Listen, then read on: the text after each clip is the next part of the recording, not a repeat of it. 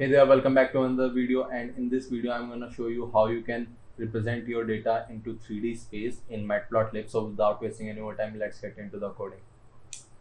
So guys, I'm going to hit two birds with one stone in this video. So first thing that we are going to talk is, let's say that how we can represent our 3D data.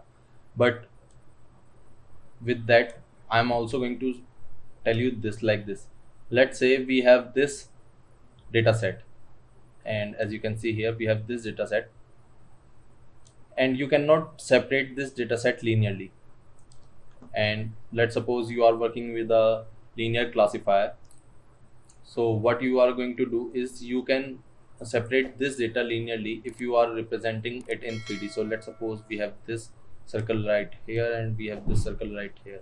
If this is how this represents, then you can easily separate them linearly. Otherwise you have to draw or find a non-linear boundary like this.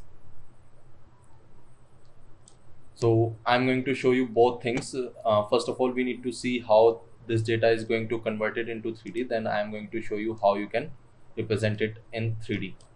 Okay, so we have this data, and let's use this. Okay, x and y, we have x and y, and in x we have x dot shape. If you will check, we have two columns.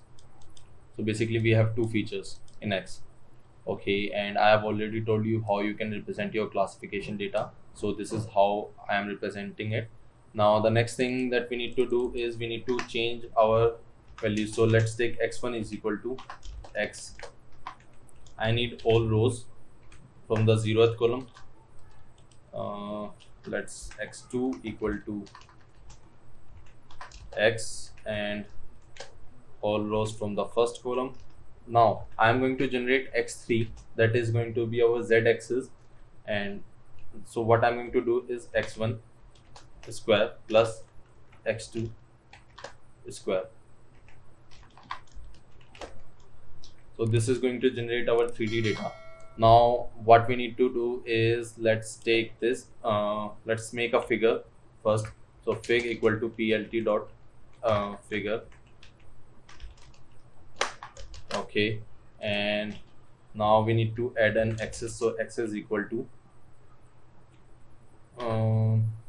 not axis, we need to add a subplot. So a x is equal to what we need to do is, yeah, figure dot add underscore subplot.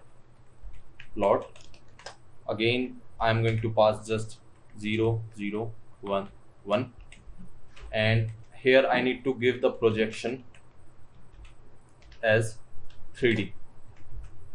So this is the main line here, or this is the main parameter that we need to pass.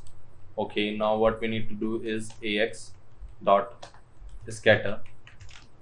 I'm going to scatter my data between x1, x2 and x3. So let's do one more thing is, yeah, we need to give our color as y. Okay, and let's take yeah, we also need to give z direction equal to z. Okay, we'll see how it is going to show. So let's plt dot show, and it is showing us an error. Oh, I have given this here. This goes into the axis function, but I'm using subplot, so we need to provide some values like this. So let's a111, yeah, and we have this data. Now it is saying that it is not acceptable. Oh yeah, I made a mistake here. It should be c equal to capital Y. Okay, and now I think we are good now. So guys, this was it for this video, and I hope that you understood the concepts here, like how you can represent your data into 3D.